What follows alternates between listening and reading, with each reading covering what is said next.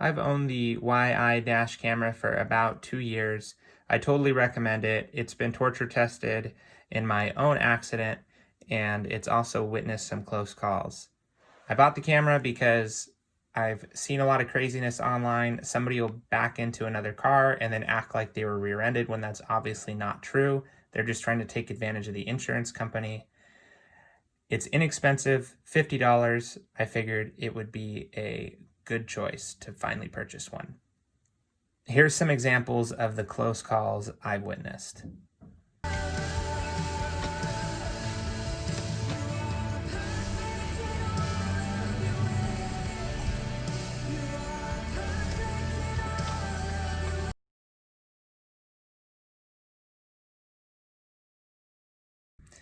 There is many expensive cameras out there. This one's under $50. I don't know why somebody would buy a more expensive camera because this one does just fine and it does everything I need it to do. Let's look at the outside. This is the mount where it would clip into the suction cup. It's kind of a sticky suction cup type thing, similar to a cell phone mount. Over here is a vent and a speaker. It does get hot when it's recording, but it keeps itself cool pretty well. It does have an internal battery, and it only lasts for about 30 seconds. I'm not really sure what the point of it is, but here is the power input. The cord is about 10 feet long, so it does give you the ability to mount it just about anywhere and hide the cord. It also has a microphone right here. It'll pick up the conversations inside the car, so just be aware of that. This is the wide angle lens, and over here is the micro SD card. I decided to get a large 256 gig card because it constantly is on a loop, and I originally had an 8 gig card, but when you're filming in 4K, it gets used up very quickly. And so if there's something that you see on the road that you wanted to download, if you don't do it within an hour, it'll just loop over that.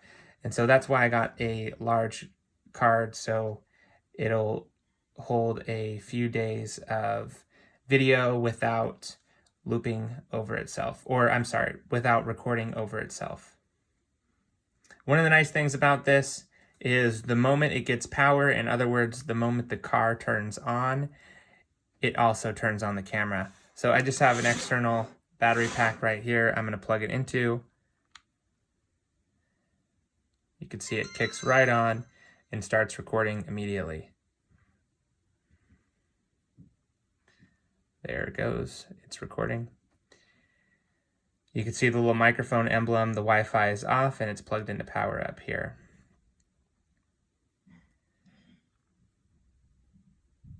This button is urgent recording.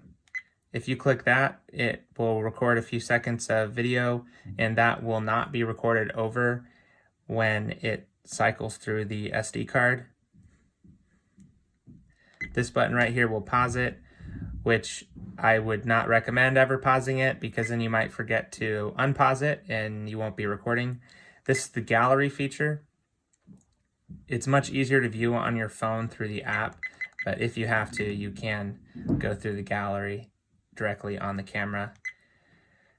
This far button is the off button and the options.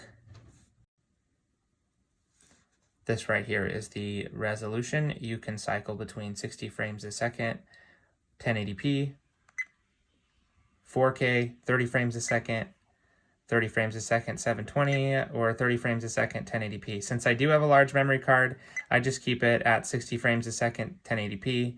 The reason why I didn't pick 4K is because if you do get into an accident, it's going to happen very quickly, and so 60 frames a second, I figured it would capture the important parts of the accident. Over here is the microphone. You can turn it on and off. I don't recommend turning it off. The G sensor is the sensitivity inside of this thing. If you get into an accident, it'll automatically start recording through that urgent record feature, and it won't record over itself unless you actually format the SD card. I just leave it on high because I do have a large SD card, so if it accidentally triggers, I'm fine with it. I'd rather have more video than less. Here's your LCD timer. The ADAS is pretty terrible in my mind. Unless you have a car that has everything integrated and it is actually smart, then it makes sense. But on a dash cam, it doesn't make any sense because if I switch lanes on the freeway, it thinks I'm swerving and it'll yell at me. So it just doesn't make sense. Maybe more expensive dash cams would have a more advanced system. Either way, it's not important to me. I just want it to record video. I don't care if it yells at me or not if I go outside of the lane. Wi-Fi, I leave it off all the time unless I'm downloading something to my phone, because otherwise my phone will automatically connect to it when I'm driving, and then it'll lose its internet connection. So I just leave that off so it doesn't confuse my phone. Here's where you would format the SD card, factory reset, and then your date and time, and then some other features that I've never used before. The date and time is important because if you don't have it set to the accurate date and time, it's not going to be very helpful if you got pulled over or if you witnessed something and you're off by 6 hours because you never updated it.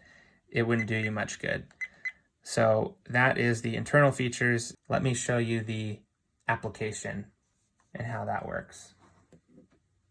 Once you get into the application, you'll need to connect to the camera's Wi-Fi. It can be a little complicated, so make sure you're following the directions. Once you're connected, you'll see a live view of the camera. In this case, my desk. Awesome. I'm getting into the album so I can show you how to download video clips. I'm going to click on a file from earlier today. And there's me driving down the road. Fascinating. Pretty simple to download. You'll just click the download button at the bottom, trim the clip, and then click the download button again. It does take a while because, like I said earlier, this is 4K or 60 frames a second, and those are large files. But once it's saved to your phone, you'll always have it. Even if you format the SD card, you'll still have a copy of this file on your phone.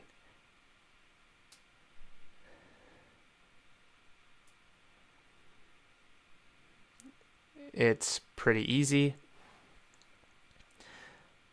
Then let's go over to the apps local album.